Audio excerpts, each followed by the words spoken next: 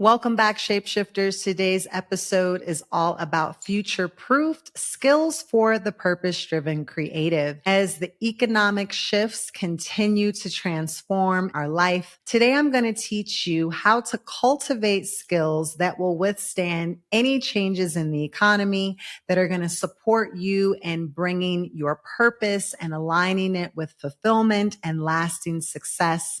The future belongs to those who can shift. So let's get into it. So first off, let's just set the climate right now as it relates to the future of work. We are seeing people getting laid off at an all-time high. We are seeing positions like government jobs and corporate jobs. I remember when people would say a government job is the most sustainable job you could ever get, that you never get fired from a government job. Clearly, we're seeing that that is not the case. Also, we're seeing layoffs at a tremendous pace. Major multi-billion dollar tech companies are laying off. We're seeing that no one is safe from the layoffs, and there really isn't any job security. Another trend we are seeing is the fact that we now live in a flat job market, which means that employers don't have to just search for talent in the Americas. They literally can search for talent anywhere in the world. The typical 9 to 5 is becoming obsolete. People are going to have multiple streams of income, multiple jobs, a freelance job, a side job. And so that is the life, that is the world stage as it relates to work. And so it means that the old rules, the old way of doing things is no longer going to work. So we have to now shift as adults, as purpose-driven creatives, and especially for those of us who are in a young person's life, we have to begin to expand our awareness and cultivate the skills that are really going to support us in the future. So the first one is operating in your zone of genius. And I talked about this a little bit in the conscious parenting episode, but essentially we want to make sure that we are working with the gifts that we were already given when we were born, the gifts that we don't really have to work for, the things that just come naturally to us, and to start talking and communicating and giving language for those gifts beyond an industry. So GIFTS is an acronym. The G stands for growth. The I is for innate. The F is for fulfilling, and the T is for tempo. And so we want to make sure that we're operating in our zone of genius, that we're taking the things that are always allowing us to grow, that are innate, that are within us, that always feel fulfilling, and that go with our own rhythm, right? Go with our own tempo. If you look at Michael Jackson never grew out of music, right? Prince never grew out of music. No matter where they were, as masters of their craft, they were still growing. And so we want to make sure that we are able to give language to the gifts that we have, to our own zone of genius. If you Google zone of genius, you'll see a wonderful activity that will allow you to put down your talents, skills, and abilities, and where all of those things meets becomes your zone of genius, and to begin thinking about those things again beyond your industry. So I am someone who has the gift of being a catalyst, being an initiator, being a fire starter, being a spark. That gift shows up everywhere I go. Whether I'm performing on stage and I'm sparking it off, whether I'm in a meeting and there's something that needs to be said and it's like, okay, I'm about to say this, I'm going to spark it off. Whether it's working with new projects or new models or new ideas, I always find myself in a situation where I am the one to get it started. People pay me for the gift of activation. I'm able to move people from a state of stagnation into activation. So being able to give language to your own zone of genius allows you to be more marketable. It allows you to understand your special sauce. It allows you to clarify and refine your own personal brand. Also, the skill of creativity, being creative. And there's so many places that we could take this idea, this skill of creativity, but I really want you to focus it on your mindset. When I talked about New Earth currencies, creativity was one of those currencies. I truly do believe that those of us who can think creatively, who can think beyond the box, who can think beyond the binary, who can see the spectrum, who understand that there's not just two choices in the world, that there's an infinite number of possibilities. When you look at all of the folks that were able to thrive during the COVID pandemic, many of those individuals were people who were starting to think creatively. If any of you watched those D-Nice sessions during COVID that really got us through, and now like everybody's DJing online, and people were DJing online before, but it became this normalized thing. And so those people who were able to think creatively when everything else shifted were able to navigate, were able to thrive, were able to ascend and rise in their power, in their business. And that is why a lot of businesses and a lot of new business owners were created during COVID and thrived during COVID. So we can't let the realities of this world dictate what is possible. That actually statistically, when you look at where some of the most amazing new ideas come from, they come from times of extreme hardship. They come from times where things are shifting, things are dying. Even if you look at the power of hip hop music, and I think we would all agree that hip hop music was a cultural reset. It changed the way we listen and understand music and even understand Black culture. Well, it was the creativity of those young people who said, actually, our parents couldn't afford to send us to music school, but they have all these albums and I'm going to figure out how to scratch, that I can plug into the grid of my local block and I can make street parties and bring people together. And an entire culture, literally entire culture was born off of the power of creativity. So not getting stuck in the reality and being able to imagine. Creativity goes with imagination, to be able to see a possibility in your mind's eye when there is no physical presence. Creativity requires courage. It requires courage to be able to do new things. It requires courage to be able to stand out in the crowd. It requires the courage to think outside of the box. And as we live in a time that is constantly trying to put people in boxes, put people in categories, and will cancel you if you don't fit the category that they think that you should fit. Those people who continue to refine and strengthen their creative mindset, it doesn't matter what you put in front of them, they're always going to find a way to grow and to thrive. Another future-proof skill is being a craftsperson. I didn't want to say craftsmanship, craftspersonship, learning a craft like textiles or making shoes. You think of a cobbler. Many people don't even know what a cobbler is. A cobbler is someone that makes shoes.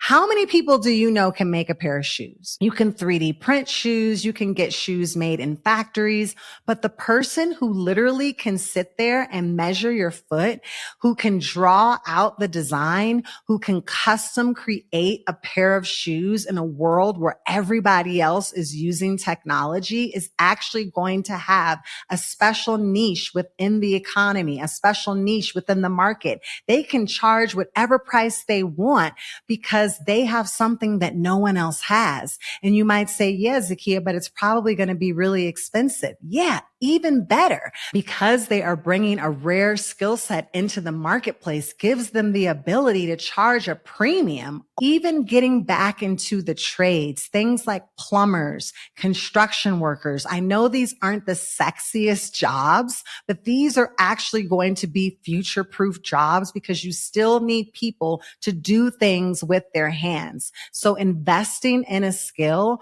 or refining a skill you already have, allowing you to learn a trade or a craft is always going to set you apart. Another skill of the future is critical thinking, discernment, being able to observe and take in a variety of messages, information, and opposing views, and being able in your own mind to critically think about what is true and what is false, what you're going to buy into and what you're going to reject. In a time where we are being fed so much information from opposing sides, being able to critically think and analyze data through your own mind is going to allow you to tap into that creativity, which is going to give you a leg up. Those of us who are dependent upon someone else to tell us when to get up, when to go to sleep, when to write, what to eat, who can't critically think for themselves.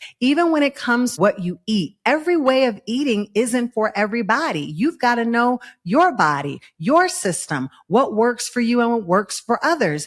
There's always going to be someone who's ready to tell you what to do. But if you really want to get ahead in the future, you have to create your own reality that works for you. And that is going to come through critical thinking. Being adaptable.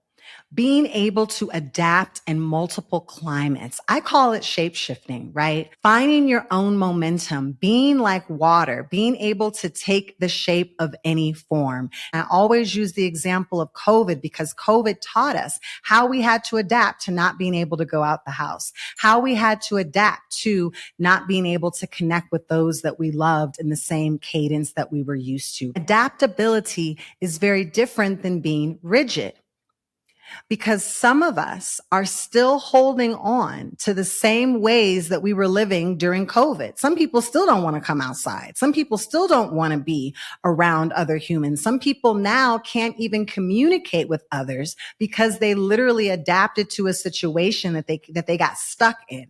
And so being able to adapt but not get stuck is going to set you apart. Also, emotional intelligence, having the ability to understand, recognize, manage, and influence your own emotions. So you have to be able to first have self-awareness to know, how am I feeling? What do I need right now? Self-awareness.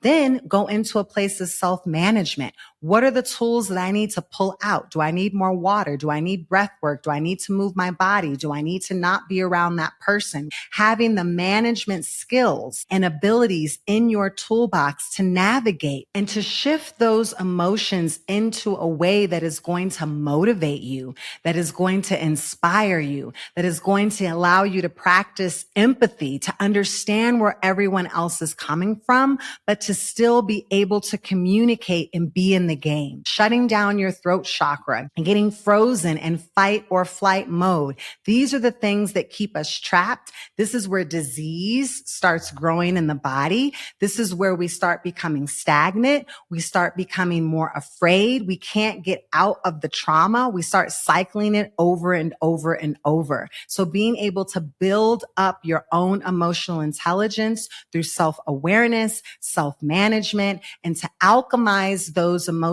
into a place of positivity and motivation is going to keep you moving forward at a time where other people are going to get stuck. Years ago, I co-founded a tech program for young people of color called Hack the Hood. And one of the things that I had an opportunity to do at that time is take our young people on field trips to pretty much every tech campus, from Facebook to YouTube to LinkedIn that you can imagine. And during those field trips, they would bring together the staff of color that they had, which was very small, and they would have them talk to our young people kind of as mentors and kind of showing them people that look like them, sometimes people who came from similar backgrounds as them, to say, hey, I made it. I work at Google. You can too. And they would give them tips like, just work really hard, study really hard, educate yourself, learn how to code, learn this program, etc. And you could be where I am. And I always would ask them the same question. I would say, how many of you knew someone or knew someone who knew someone before you applied for this job? And every single one of them would raise their hand without fail.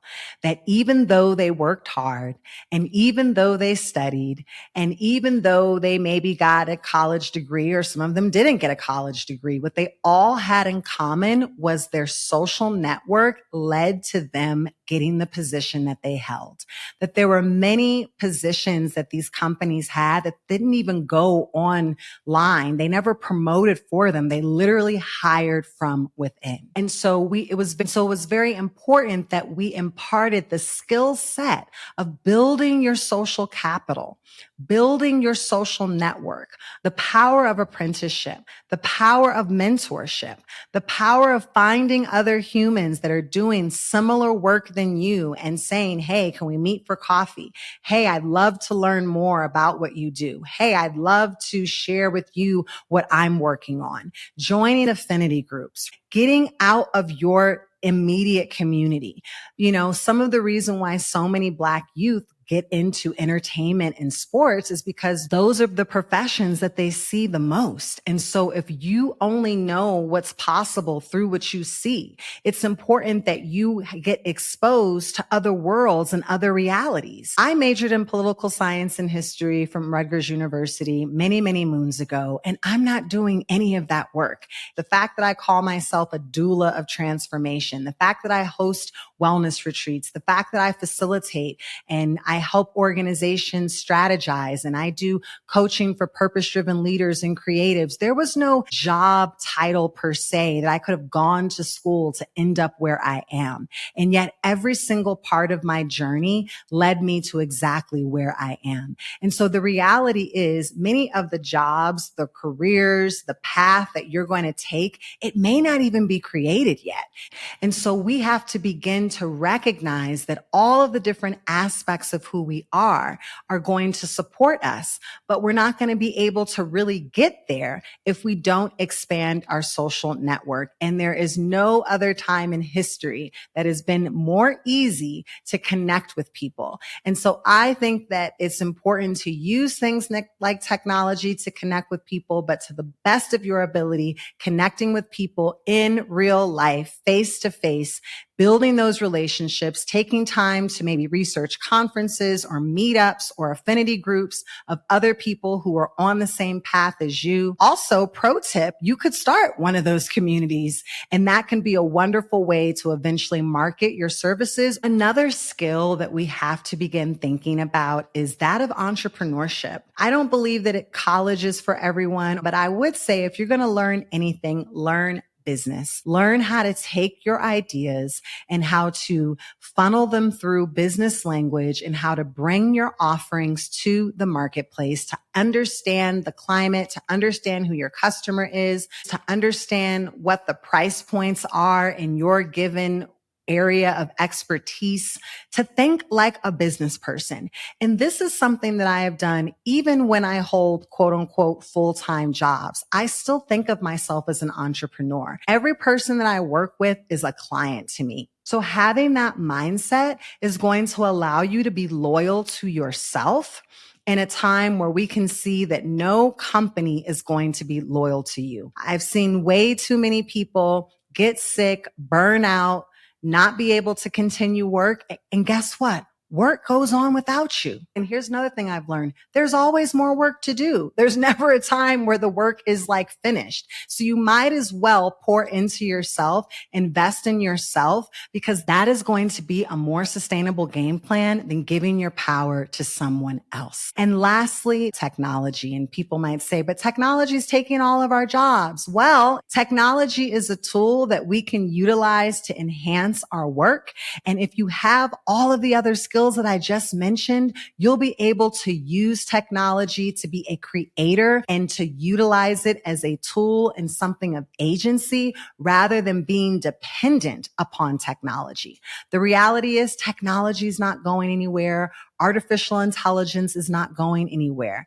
There's no field that is not going to be touched by technology. And for that reason, we could argue that every job is now a tech job, because every job in some shape or form, even as I'm sitting here recording, every job utilizes technology in some shape or form. So we have to constantly be learning to become early adopters of technology, but to have the hybrid of pairing that technology with these other future-proof skills. That hybrid model of bringing who you are and your unique intelligence and collaborating with technology is going to set you apart from everyone else in the job market. So don't be afraid. Your work is bigger than a job. It's a career, and it's bigger than a career. It's your purpose, and it's bigger than your purpose. It's your destiny. There is work that you were put here on this planet to do, and you don't have to give up parts of yourself in order to make a living. If anything, leaning into those skills even more is going to give you the life that you deserve, and it's going to give you the life of your dreams. So your homework is to think about which one of these skills you're really, really good at and that you've already got in the bag, and which one of these skills you still need to cultivate a little bit more. Let me know in the comments. And until next time, keep shifting. Much, much love and light for showing up today, shapeshifters. You could be doing anything right now, and you chose to be here, and I do not take that for granted. Looking for extra support on your journey? Explore my affordable coaching programs. Whether you prefer personalized one-on-one sessions or engaging group coaching, I'm here to help you align your vision and thrive on your own terms. Visit shapeshiftyourlife.com, that's SH8PE, shiftyourlife.com, and schedule your free shift call to discuss your coaching goals. Keep shifting.